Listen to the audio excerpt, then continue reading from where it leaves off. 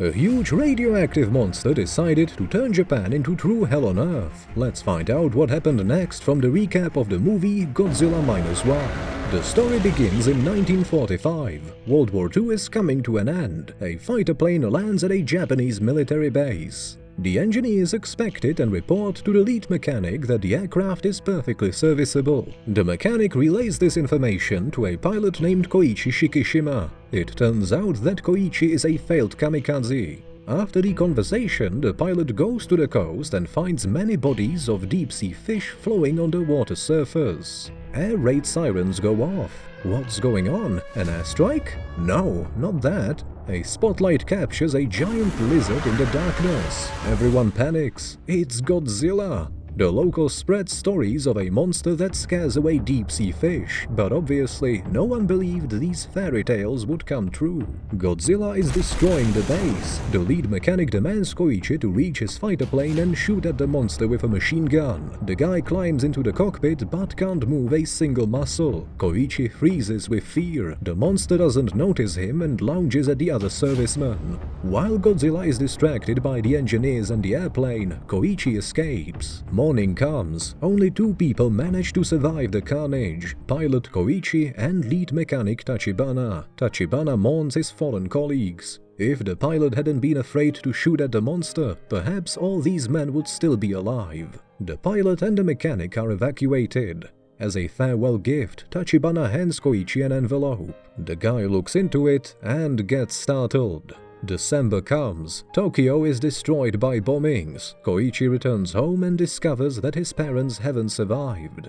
But his neighbor is alive, and she's furious. If the kamikaze pilot is alive, it means he didn't sacrifice himself for his country. Koichi feels a great shame. His mother wrote him a letter asking the youngster to come back alive. He honored her request but now regrets it. Soon after his return, Koichi gets into a strange situation. Policemen try to catch a thief at the market. She runs into Koichi, puts a blanket in his hand, and flees. The pilot is shocked. There is a baby in the blanket. Time passes. The thief escapes from the chase and finds Koichi. She asks the guy to take her in with the baby. The girl's name is Noriko. Little Akiko is not her daughter. She is a baby whose parents did not survive the bombing. The next day, the neighbor asks Koichi about the woman living with him. The pilot explains that her name is Noriko, and they live with the baby whose life she saved. The neighbor can't leave the innocent infant to its fate. The woman shares the remains of her rice that will be milled and fed to the baby girl. Several months pass. Koichi, Noriko and Aiko live an ordinary life. Koichi finally gets a job. After the war, thousands of mines were left at sea. The government generously pays for the mining. Noriko is terrified. It's extremely dangerous. However, Koichi feels obligated to take the risk. The money will help them buy American powdered milk to feed Akiko. Besides, the government has provided a special ship that's safe from mines. Here's the special ship, and it's an ancient wooden boat. Koichi is disappointed. He is greeted by the ship's captain and his crewmates, nicknamed Kid and Professor. The professor reassures Koichi that the most dangerous mines are magnetic. They are triggered by approaching metal. That's why their wooden boat is safer than any other vessel. First, two ships pull a rope to cut the mine from the anchor. It floats up. The only thing left to do is to shoot it with a machine gun and detonate the explosive.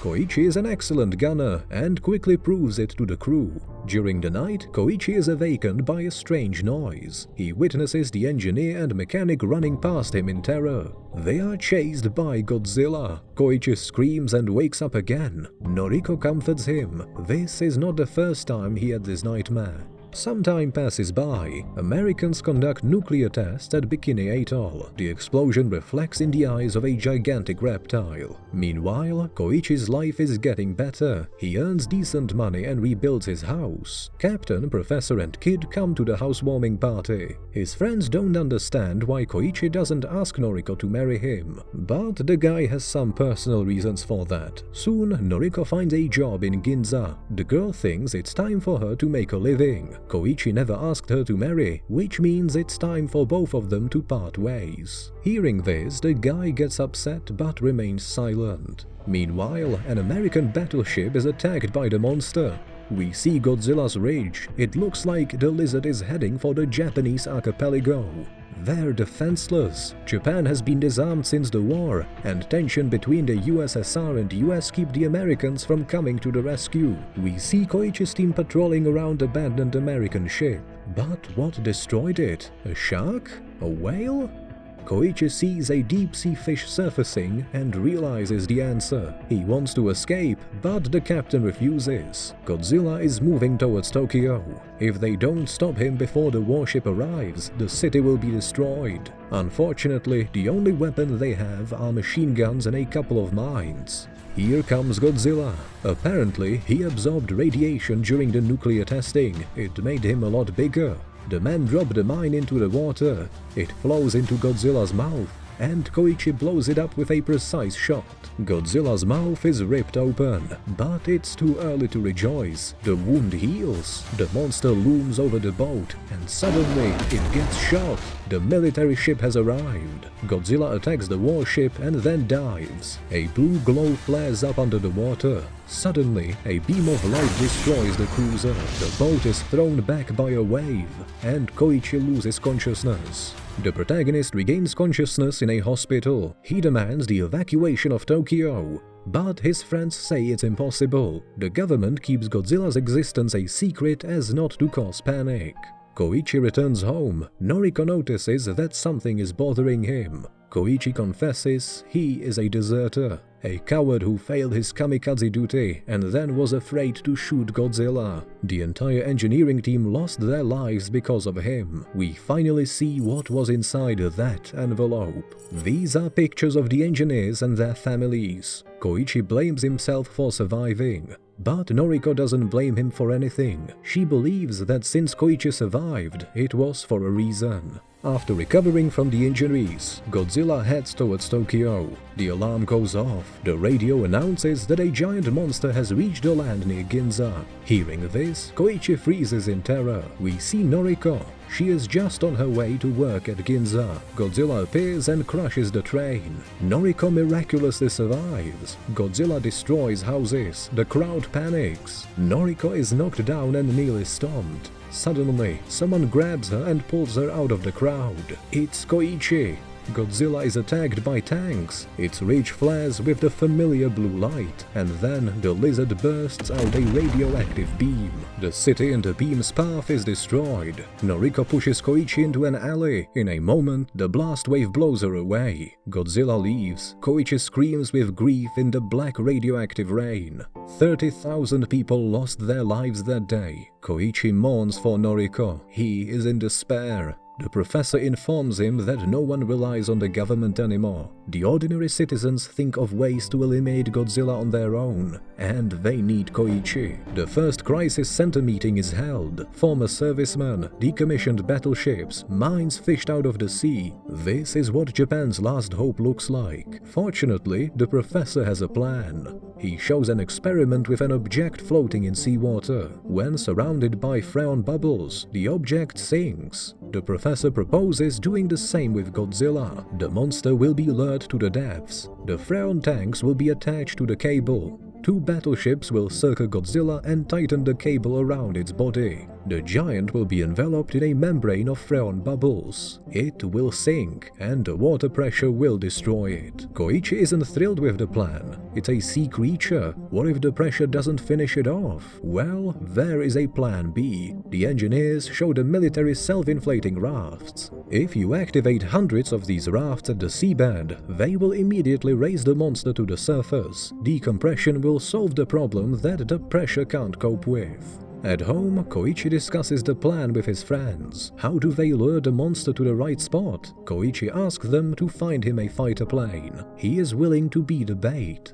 His friends are not happy with his idea. The captain thinks Koichi is a fool. He didn't propose to Noriko, and now he's grieving for her so deeply that he wants to end his life. Koichi replies that he would love to marry Noriko, but the problem is that the war isn't over yet. An airplane for Koichi is found. It's badly rusted. They need a great mechanic to repair it, and Koichi knows the right man for the job. He's looking for Tachibana, the only engineer who survived the encounter with Godzilla. This guy has a right to revenge too. Here comes Tachibana, and he's not happy to see the miserable deserter. Koichi promises he will fulfill his duty this time. If the professor's plan doesn't work, he will send the plane into the monster's mouth. Tachibana must make sure that his airplane is filled with explosives. Soon, sensors detect a large release of radiation. It looks like Godzilla is on its way.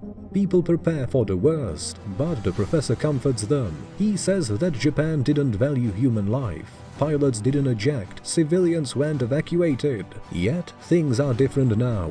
They survived the war and learned to take care of each other, which means they will survive Godzilla. The only person frustrated by the meeting is Kid. He's too young, and the adults forbid him to take part in the operation. Morning comes. Koichi puts a thick envelope next to a sleeping Akiko and leaves. In the hangar, he confesses to Tachibana that he desperately wants to live, but he also wants to pay his debt to the engineers whose families look at him from those pictures. Tachibana shows Koichi the airplane. There is a bomb planted inside, and apparently something else. Akiko wakes up and visits her neighbor. There is money and a letter in the envelope. Koichi asks the woman to take care of the girl. The ships are in position. The counters are crackling. A deep-sea fish comes to the surface. Godzilla emerges and heads for land. Koichi is already in the sky, and he is suspiciously calm. Meanwhile, the neighbor receives a telegram. She is shocked at what it says.